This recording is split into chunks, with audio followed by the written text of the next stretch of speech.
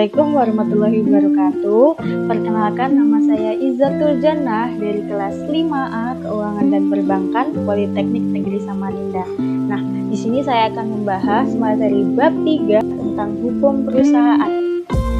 Masuk aja ya ke materi yang pertama, ada bentuk-bentuk badan usaha. Nah, bentuk-bentuk badan usaha di sini yang pertama ada perkumpulan. Pengertian dari perkumpulan itu sendiri adalah induk atau bentuk asal dari segala bentuk persekutuan yang bergerak dalam dunia bisnis atau dunia usaha. Nah, dalam perkumpulan itu ada unsur dominan perkumpulan, ada 4 unsur. Yang pertama, adanya kepentingan bersama. Yang kedua, adanya kehendak bersama. Yang ketiga, adanya tujuan bersama. Dan yang keempat, adanya kerjasama. Nah, dalam perkumpulan dia dibedakan berdasarkan status hukumnya, ada 2. Yang pertama, perkumpulan yang berbadan hukum, dan yang kedua, perkumpulan yang tidak berbadan hukum. Pembahasan selanjutnya ada perusahaan. Pengertian perusahaan itu sendiri adalah setiap bentuk usaha yang menjalankan setiap jenis usaha yang bersifat tetap dan terus-menerus dan didirikan serta berkedudukan di Indonesia. Dalam perusahaan tuh pastinya ada pengusaha dan usaha ya. Nah, pengusaha itu sendiri adalah setiap orang, perorang, atau persekutuan atau badan hukum yang menjalankan suatu jenis perusahaan. Ibaratnya pengusaha ini adalah orangnya yang menjalankan suatu jenis perusahaan. Nah, selanjutnya ada usaha. Usaha itu apa sih? Nah, usaha itu setiap tindakan, perbuatan, atau kegiatan atau apapun dalam bidang perekonomian yang dilakukan oleh setiap pengusaha yang bertujuan untuk memperoleh keuntungan. Nah, usaha itu sendiri adalah tindakannya untuk menjalankan suatu perusahaan itu adalah usaha. Nah, dalam perusahaan itu ada pemilik perusahaan. Pemilik perusahaan ini di sini yang pertama ada 1 orang atau perusahaan perorangan. Yang kedua ada perserikatan perdata. Yang ketiga ada firma. Yang keempat ada CV. Dan yang kelima ada PT.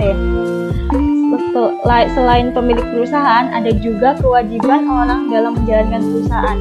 Nah, dalam menjalankan perusahaan itu ada dokumen-dokumen perusahaan yang harus dipenuhi. Yang pertama ada dokumen perusahaan, yang kedua ada dokumen keuangan, yang ketiga ada jadwal resistensi, yang keempat ada catatan, yang kelima ada bukti pembukuan, dan yang keenam ada data pendukung. Nah, selain dokumen perusahaan ada juga pendaftaran perusahaan. Pendaftaran perusahaan di sini meliputi 2 unsur. Yang pertama ada sifat, dan yang kedua ada yang dikecualikan dari kewajiban daftar perusahaan, yaitu hal-hal yang tidak ada dalam daftar perusahaan. Nah, lanjut ke pembahasan yang kedua, ada bentuk-bentuk perusahaan. Bentuk-bentuk perusahaan di sini yang pertama ada perserikatan perdata. Nah, pengertian dari perserikatan perdata itu sendiri adalah perjanjian antara 2 orang atau lebih yang mengikatkan diri untuk memasukkan sesuatu ke dalam perserikatan dengan maksud untuk membagi keuntungan antara manfaat yang diperoleh karenanya. Di sini ada cara mendirikan masyab atau cara mendirikan perserikatan perdata. Berdasarkan pasal 1618 KUH Perdata, tidak mengharuskan cara pendiriannya secara tertulis. Nah, perjanjian pendirian masyab itu masih merupakan perjanjian yang menganut asas konsensualisme. Asas konsensualisme itu apa? Asas konsensualisme itu asas yang terjadi apabila telah tercapainya kata sepakat antara pihak-pihak yang terlibat dalam perjanjian. Selanjutnya ada pembagian keuntungan dan kerugian masyab. Berdasarkan pasal 1633 KUH Perdata, cara membagi keuntungan dan kerugian sebaiknya diatur dalam perjanjian pendirian persekutuan dengan ketentuan tidak boleh memberikan seluruh keuntungan hanya kepada satu sekutu saja karena akan melanggar asas kemanfaatan atau asas kerjasama. Semua kerugian dapat dibebankan kepada seorang sekutu. Selanjutnya ada kekayaan masyab. Di sini ada 4 kekayaan masyab. Yang pertama ada inbrank, yang kedua ada penagihan ke dalam, yang ketiga ada uang ganti rugi dari sekutu yang berbuat kesalahan, dan yang keempat ada penagihan keluar kepada pihak ketiga. Pembahasan selanjutnya ada persekutuan firma. Pengertian dari persekutuan firma itu, firma atau FA disebut juga partnership yang artinya tiap-tiap perserikatan perdata yang didirikan untuk menjalankan perusahaan dengan nama bersama. Nah, pengertian itu dimuat dalam pasal 16 KUH Perdata. dalam persekutuan firma ada kekhususannya, ada 3. Yang pertama, dapat menjalankan perusahaan. Yang kedua, dapat memakai nama bersama. Dan yang ketiga, mengenal sistem pertanggungjawaban pribadi untuk semua. Nah, dalam firma ada 5 unsur. Yang pertama, unsur menjalankan perusahaan firma. Yang kedua, sifat kepribadian dalam firma. Yang ketiga, cara mendirikan firma. Yang keempat, perikatan antar sekutu firma. Dan yang kelima, kekayaan yang berpisah.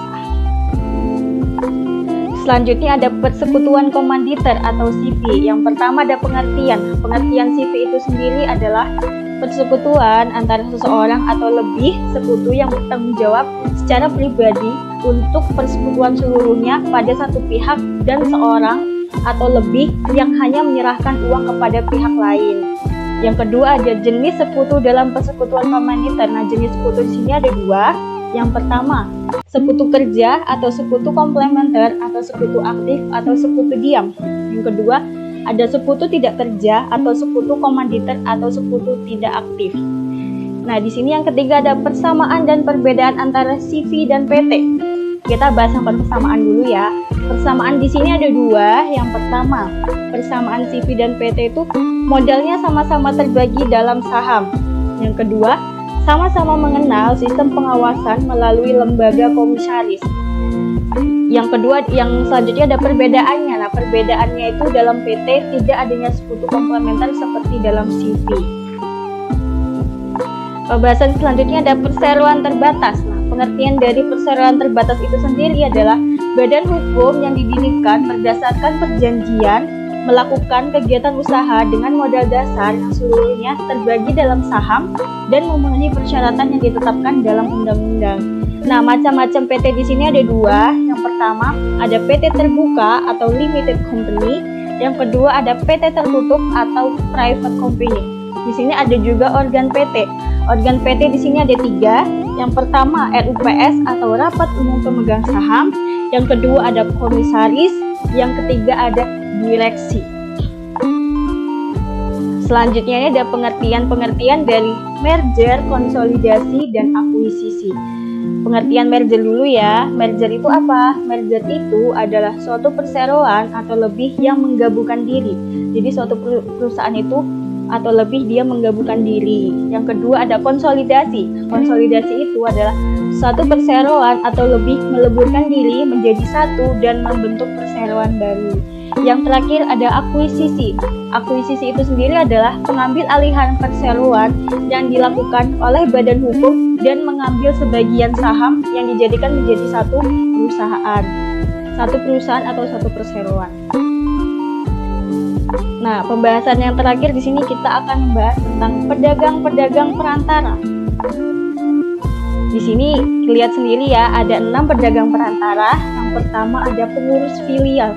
Pengurus filial itu adalah orang yang bertugas mewakili pengusaha dalam segala urusan yang berhubungan dengan cabang perusahaan. Yang kedua ada pemegang prokurasi. Pemegang prokurasi itu adalah orang yang diberi kekuasaan penuh oleh pengusaha untuk memajukan perniagaannya. Yang ketiga ada pimpinan perusahaan. Pimpinan perusahaan itu adalah pimpinan yang bertugas untuk mengepalai seluruh perusahaan dalam segala bidang. Yang keempat ada pekerja keliling. Nah, pekerja keliling ini orang yang bertugas untuk memperluas perjanjian jual beli antara pengusaha dan pihak ketiga. Ada yang kelima ada makelar. Makelar itu orang yang berada di luar hubungan perburuhan dengan pengusaha. Dan yang terakhir ada bursa perniagaan. Bursa perniagaan itu yaitu tempat pertemuan antara para pedagang juragan, makelar, kuisioner, dan orang dalam perdagangan. Nah, bursa di Indonesia sendiri ada 3 ya. Yang pertama bursa valuta asing, yang kedua bursa efek, dan yang ketiga bursa komoditi. Nah, hanya itu materi yang bisa saya sampaikan. Kurang lebihnya saya mohon maaf. Wabillahi taufiq wal hidayah. Wassalamualaikum warahmatullahi wabarakatuh. Terima kasih.